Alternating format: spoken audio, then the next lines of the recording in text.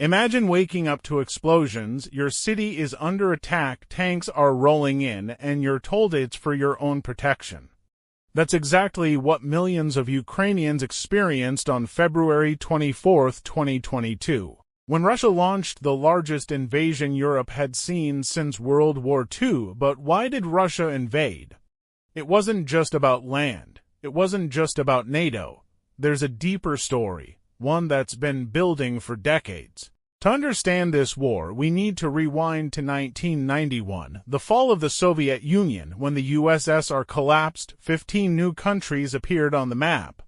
One of them was Ukraine, rich in farmland, resources, and people. For centuries, Russia had considered Ukraine its little brother. But Ukraine saw independence as a chance to finally break free. Still, Moscow never truly accepted it. Russian leaders, especially Vladimir Putin, saw the breakup of the USSR as a geopolitical tragedy. He believed Russia's power and respect could only be restored by rebuilding its influence. Starting with the countries that used to be part of the Soviet Union, fast forward to 2014, Ukraine's Maidan Revolution. They wanted closer ties with Europe, democracy, and freedom. But Russia saw this as a threat, a sign Ukraine was moving out of its orbit, so Putin responded with force.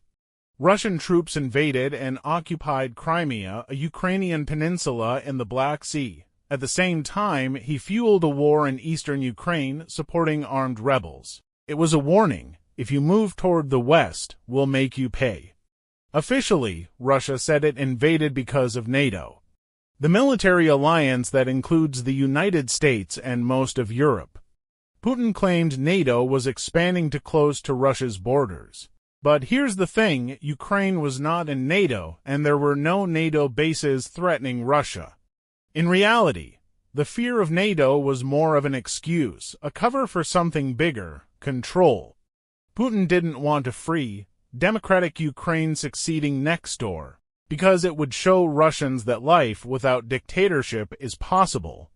Then came February 2022. Russia launched a full-scale invasion from the north, east, and south, expecting to take Kyiv, the Ukrainian capital, in just 3 days. But they were wrong. Ukrainians didn't run. They fought back: ordinary citizens, soldiers, even teachers and artists. The world watched as a smaller nation stood up to one of the world's biggest armies.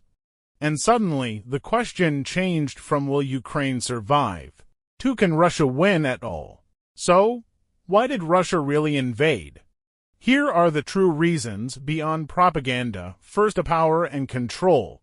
Putin wants to rebuild a version of the old Soviet Empire, a world where Moscow decides what happens in its neighboring countries. Second, fear of democracy. A successful, free Ukraine right next to Russia would prove that democracy can work, and that threatens Putin's own regime. Third, resources and strategy. Ukraine has vast farmland, minerals, and access to the Black Sea, a vital route for trade and military power. And finally, legacy. Putin wants to go down in history as the man who restored Russia's greatness. But instead, he may be remembered as the one who destroyed it. Voiceover. When the invasion began, the world united in ways no one expected. The US and Europe imposed massive sanctions. Countries sent weapons, aid, and support to Ukraine.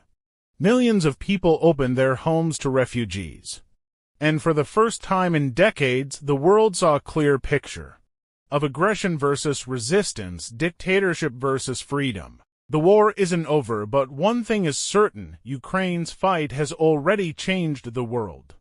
It showed that courage can stand against tyranny, that truth can survive propaganda, and that freedom, once awakened, can never be silenced.